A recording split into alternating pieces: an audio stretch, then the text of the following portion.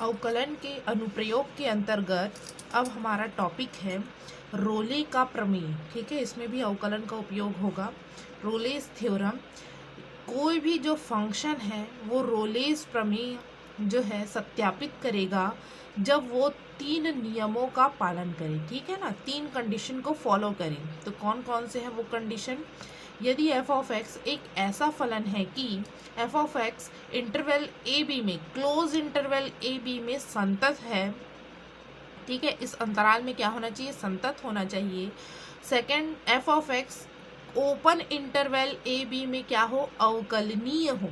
ठीक है ना, इंटरवल को अच्छे से ध्यान रखेंगे। तथा थर्ड कंडीशन क्या होना चाहिए? एफ ऑफ ए बराबर एफ ऑफ बी। ठीक है ना, क्या होना चाहिए? एफ ऑफ ए बराबर एफ ऑफ बी। तब ए बी में x का कम से कम एक मान c इस प्रकार से अस्तित्व रखता है। ठीक है, तब इस इंटरवल में हमको एक मान मिलेगा c। ठीक है, उसका अस्तित्व इस प्रकार से रहेगा कि f डैश ऑफ c क्या रखेंगे? f dash of c is equal to क्या आना चाहिए? 0 रखेंगे। ठीक है ना, f dash of c is equal to 0 रखेंगे। तथा इससे क्या आएगा? c की वैल्यू आएगी। c की जो वैल्यू रहेगी इंटरवल a और b के मध्य रहेगी। ठीक है ना, a और b के क्या रहेगी? मध्य। इसको क्वेश्चन के थ्रू समझते हैं, आसानी से समझ में आ जाएगा और इम्पॉर्टेंट भी है। ठीक है ना, तो क्वेश्चन है हमारे पास, फलन f of x is equal to x square 2x minus 8 x belongs to interval -4 close interval -4 2 के लिए रोले के प्रमेय को सत्यापित कीजिए बोल रहा है। ठीक है, तो सॉल्यूशन जो दिया है फंक्शन उसको पहले लिख लेते हैं। दिया है f of x is equal to क्या दिया है? X square plus 2x minus 8। ठीक है, where x belongs to close interval -4 into 2। ठीक है ना, तो दिया गया फंक्शन क्या है यहाँ लिखते हैं। फर्स्ट क्या है? संतत होना चाहिए। f ऑफ x बराबर, यहाँ देखिए f ऑफ x बराबर x square plus 2x minus 8 क्या है जी? बहुपद फलन है। बहुपद फलन संतत होता है, हम पढ़े हैं प्रमेय में। बहुपद फलन है, अतः f ऑफ x संतत होगा। ठीक है, क्योंकि बहुपद फलन हमेशा संतत होते हैं। ठीक है, नेक्स्ट देखते हैं, अवकलनीय होना चाहिए। यहाँ लिख लेंगे, अतः f ऑफ x अंतराल क्लोज इंटरवल -4 2 में संतत है। संतत है। ठीक है ना, आगे देखते हैं अवकलनीयता के लिए। तो सेकंड है, f of x is equal to क्या है? X square plus 2x minus 8। तो हमारे पास f डैश ऑफ x क्या आएगा? अवकलन कीजिए, अवकलन करने योग्य है तो अवकलनीय आ जाएगा। ठीक है ना, तो 2x प्लस 2 आएगा क्या अवकलन करने से? तो हमको एक निश्चित मान मिल रहा है, अवकलन हो रहा है इसका, तो हम कह सकते हैं कि फलन f ऑफ x अंतराल ओपन इंटरवल लेते हैं -4 2 में अवकलनीय है। क्या है? अवकलनीय है। ठीक, तो ये आ गया। अब नेक्स्ट देखते हैं थर्ड, f ऑफ a और f ऑफ b निकालना है। क्या थर्ड में क्या था? f ऑफ a बराबर f ऑफ b। तो हमारे पास आएगा f ऑफ 4, f ऑफ -4 आएगा ना। क्या है पहले? -4, तो f ऑफ -4 निकालो तो हमारे पास आ जाएगा -4 का होल स्क्वायर।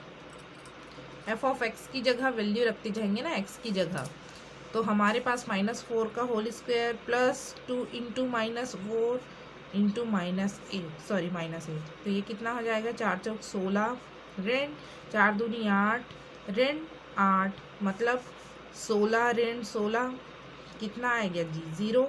f ऑफ अब क्या निकालेंगे? 2 निकालेंगे। a और b का काम कौन कर रहा है?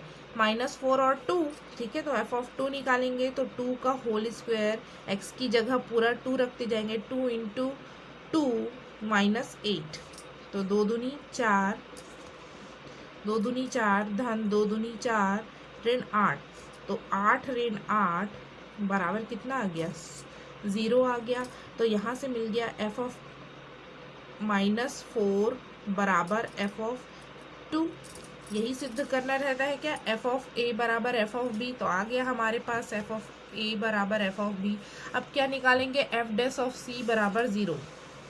तब जब इतना कंडीशन फॉलो हो गया तब आगे क्या लिखेंगे हम, f dash of c is equal to 0, ठीक है ना।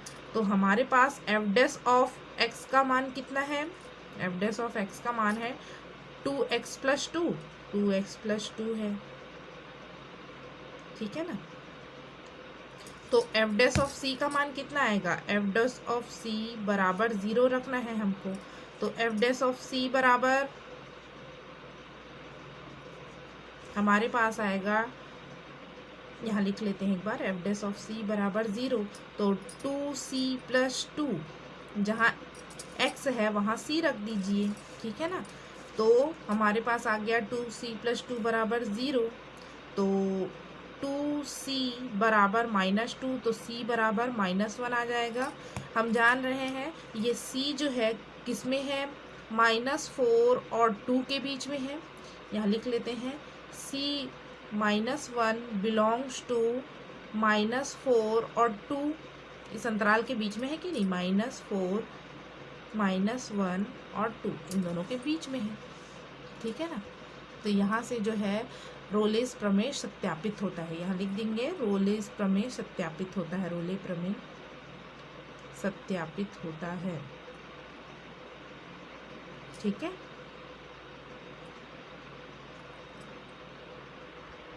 एक क्वेश्चन और देखते हैं, फलन f of x is equal to 10x के लिए अंतराल 0 पाई में हमको क्या करना है, रोले प्रमेय की जांच करना है। तो दिया गया फंक्शन क्या है पहले लिख लेते हैं। तो f of x is equal to है हमारे पास 10x, ठीक है। पहला देखना है सातत्यता, तो f of x is equal to 10x, ठीक है ना।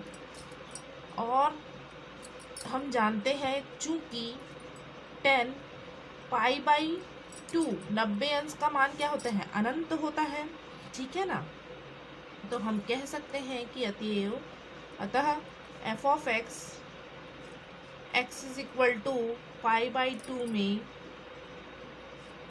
संतत नहीं है, संतत नहीं है, सॉरी 0 से पाई में संतत नहीं है, संतत नहीं है। कैसे संतत नहीं आ गया, देखिए जी, एफ ऑफ एक्स बराबर 10x है और हमको अंतराल क्या दिया है, 0 से पाई दिया है, ठीक है ना। 0 से पाई दिया है तो 0 से पाई के बीच क्या आता है, π/2 आता है कि नहीं। 0 से 180 अंश के बीच 90 अंश आएगा कि नहीं। तो हम 90 अंश में देख रहे हैं कि 10 का जो वैल्यू है अनंत हो जा रहा है। संतत मतलब लगातार होना चाहिए, अनंत हो गया मतलब कहाँ पे जाएगा मान, नहीं पता। तो हम कह सकते हैं कि इस अंतराल में फंक्शन संतत नहीं है। सेकंड देखते हैं, f of x is equal to अवकलनीय है कि नहीं है, ठीक है ना। तो एफ डैश ऑफ एक्स निकालते हैं, तो F dash of x 10x का क्या होता है, सेक स्क्वायर एक्स होगा।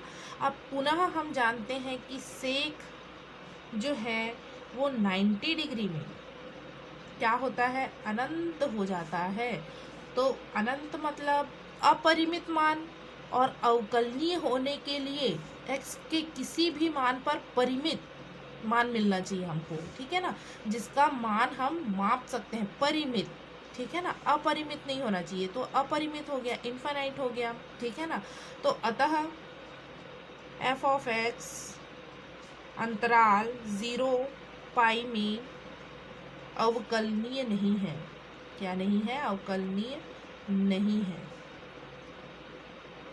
एक फाइनाइट वैल्यू मिलनी चाहिए हमको, ठीक है ना, तो वो नहीं मिल पा रहा है।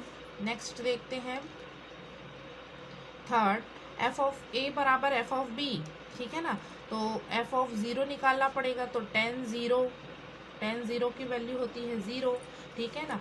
एफ ऑफ पाई निकालते हैं, पाई है ना, ए और बी की जगह ज़ीरो और पाई है, ठीक है, तो एफ ऑफ पाई मतलब 10 पाई, तो 10 पाई की वैल्यू भी ज़ीरो होता है। हमारे पास आ गया एफ ऑफ ज़ीरो बराबर एफ ऑफ पाई, परंतु तीनों कंडीशन फॉलो कर रहे हैं क्या? नहीं। अतः हम लिखेंगे चूंकि प्रथम दो शर्तें लागू नहीं होती है, अतः रोले का प्रमेय प्रयुक्त नहीं होगा। रोले का प्रमेय प्रयुक्त नहीं होगा, ठीक है। तो इस प्रकार से रोलेस थ्योरम हो गया हमारा, ठीक है, बहुत ही आसान है।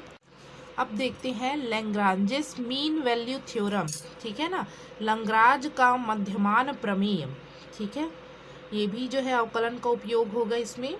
तो देखते हैं, यदि एफ ऑफ एक्स एक ऐसा फलन है कि f of x interval a b में संतत है, ओपन इंटरवल में अवकलनीय है, और यहाँ ध्यान देंगे रोले प्रमेय में क्या होता था, एफ ऑफ ए बराबर एफ ऑफ बी, पर यहाँ क्या होगा, f of a not equal to f of b होना चाहिए।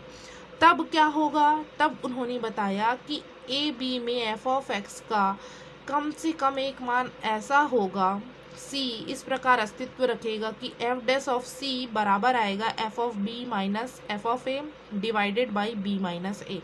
इसको याद रखेंगे और लैग्रांजेस थ्योरम के क्वेश्चन सॉल्व करेंगे, ठीक है, बहुत ही आसान है, जैसे रोलेस थ्योरम है वैसा ही है।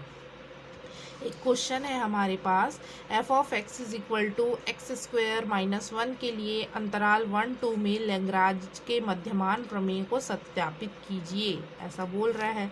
तो सॉल्यूशन में पहले जो दिया गया फंक्शन है उसको लिख लेते हैं, दिया है f of x is equal to x square minus one, ठीक है ना, और अंतराल क्या दिया है, एक्स बिलोंग्स टू 1-2, ठीक है ना। पहला क्या देखना है, सातत्यता, तो एफ ऑफ एक्स बराबर एक्स स्क्वायर माइनस वन बहुपद फलन है, अतः क्या होगा, अतः एफ ऑफ एक्स अंतराल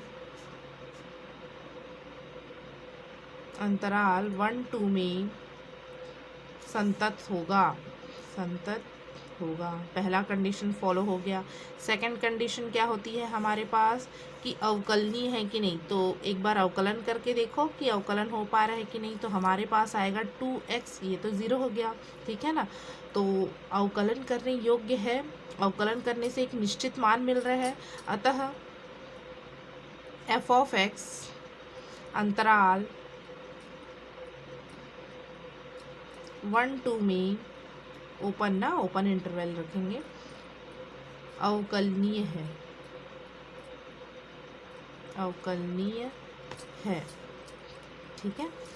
थर्ड क्या था, एफ ऑफ ए बराबर एफ ऑफ बी नहीं, नॉट इक्वल टू आना चाहिए ना, एफ ऑफ ए बराबर निकालते हैं, एफ ऑफ ए की जगह हम रखेंगे 1, ठीक है ना, तो यहाँ से क्या आएगा, 1 का स्क्वायर माइनस 1 मतलब 1 माइनस 1 0 आ गया क्या, एफ ऑफ बी मतलब 2, तो 2 का स्क्वायर माइनस 1 यहाँ x की जगह, ठीक है ना, तो 4 माइनस 1 इज इक्वल टू 3, ठीक है, तो हमारे पास आ गया f of 1 is not equal to f of 2।